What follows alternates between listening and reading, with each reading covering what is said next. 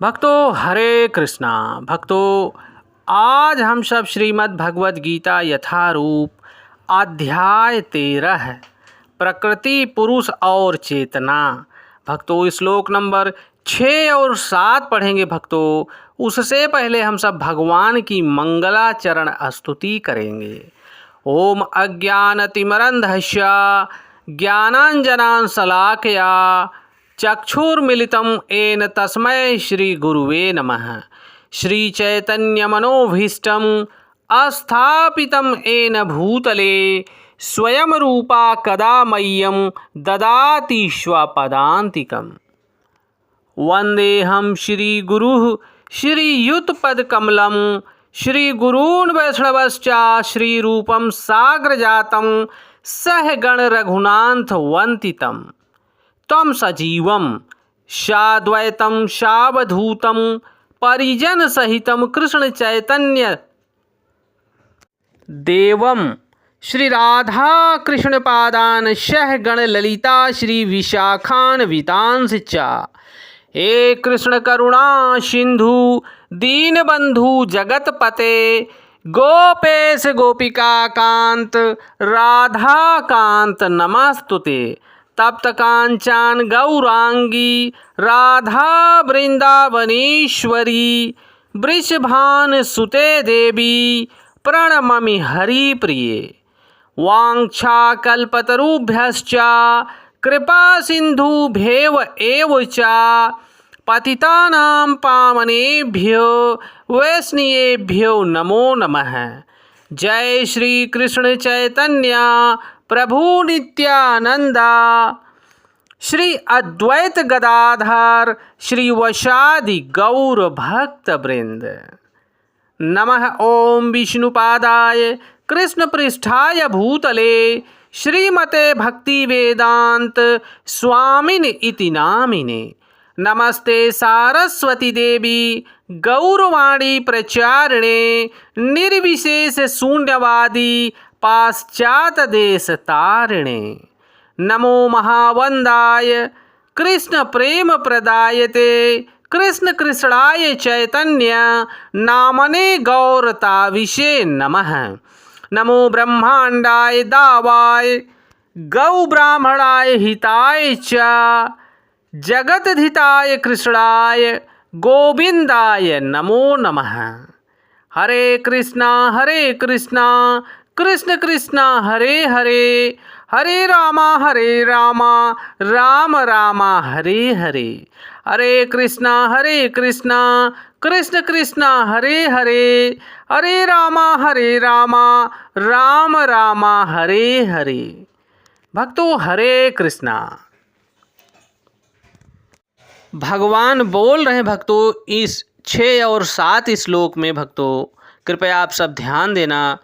महाभूतानि अहंकारः बुद्धिः व्यक्तम् एव च इंद्रियाणि 10 एकं च पंच च इंद्रिय गोचराः इच्छा द्वेषः सुखं दुखं संगात चेतना धृति एतत् क्षेत्रं समासेन सह विकारम उदाहितम। भक्तों यहाँ पर श्री भगवान बोल रहे हैं। भक्तों पंच महाभूत अहंकार बुद्धि अव्यक्तम तीनों गुणों की अप्रकट अवस्था 10 इंद्रियों तथा मन 5 इंद्रिय विषय इच्छा द्वेष सुख दुख संघात जीवन के लक्षण तथा धैर्य इन सब को सापेक्ष संक्षेप में कर्म का क्षेत्र तथा उसकी अंतः क्रियाएं विकार कहा जाता है। भक्तों यहाँ पर भगवान हम सबको श्री अर्जुन जी के निमित्त होकर हम सब बद्ध जीवों को समझा रहे हैं कि इच्छा द्वेष सुख दुख और संघात जैसे जीवन के लक्षण इनसे कैसे ऊपर उठना चाहिए। यहाँ पर भक्तों जगत गुरु स्वामी श्रील प्रभुपाद यहाँ पर तात्पर्य दे रहे हैं भक्तों। महर्षियों, वैदिक सूक्तों, छंद आदि वेदांत सूत्रों के प्रामाणिक कथनों के आधार पर इस संसार के इस प्रकार से समझा जा सकता है। पहले तो पृथ्वी, जल, अग्नि, वायु तथा आकाश ये पांच भूत हैं। इनको पंचभूत भी कहा गया है।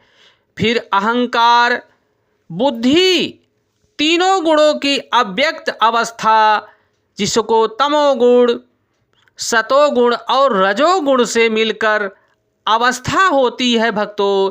इसके पश्चात 5 ज्ञानेंद्रियां हैं। नेत्र, कान, नाक, जीभ तथा त्वचा। फिर 5 कर्मेंद्रियां हैं भक्तों। वाणी, पाँव, हाथ, गुदा तथा लिंग। तब इन इंद्रियों के ऊपर मन होता है भक्तों, जो फिर भीतर रहने के कारण अंतः इंद्रिय कहा जा सकता है। इस प्रकार मन समेत कुल 11 इंद्रियां होती हैं भक्तों किसी भी मनुष्य के शरीर में। फिर इन इंद्रियों के 5 विषय हैं: गंध, स्वाद, रूप, स्पर्श तथा ध्वनि। इन तरह 24 तत्वों का समूह कार्य क्षेत्र कहलाता है।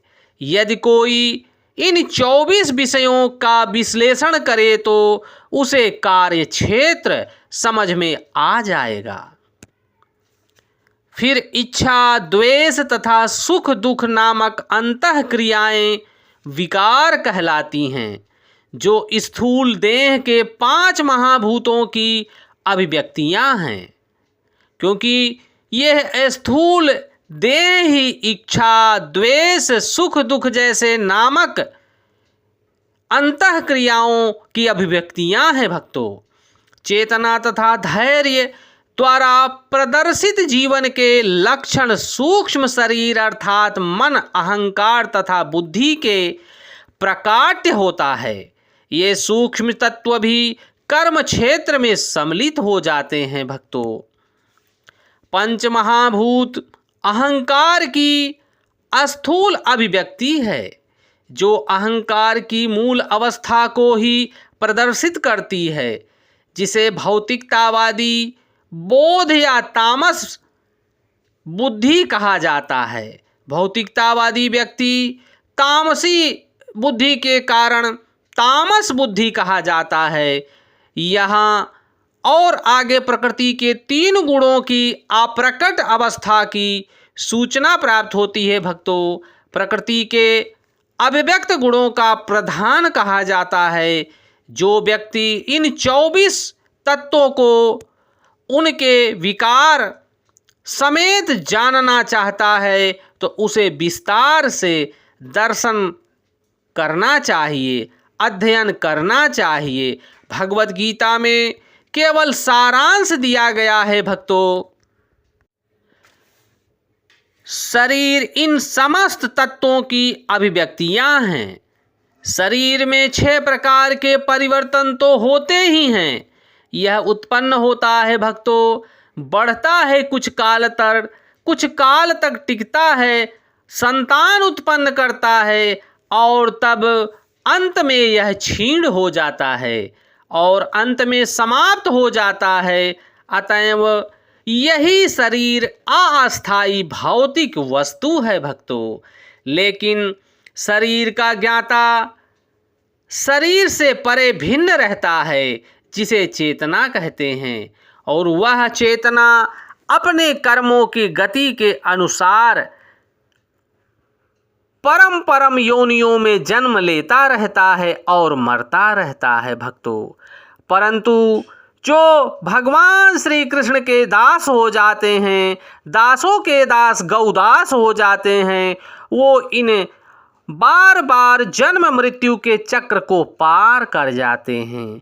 यही भक्तों का कर्तव्य है भक्तों कि हम सब बद्ध जीवों को और उन मनुष्य जीवधारी मनुष्यों को भगवान श्री कृष्ण के नाम का संकीर्तन उनके कानों तक, उनके घर तक, उनके इंद्रियों तक पहुंचना चाहिए, जिसके द्वारा भगवान के नाम संकीर्तन को श्रवण करके, भगवान के नाम का जप करके भगवान का साक्षात दर्शन प्राप्त कर सकें और भगवान की कृपा से भगवान का गौलोक वृंदावन धाम प्राप्त कर सके, जहाँ से बार बार जन्म मृत्यु को चक्र को पार कर जाएं।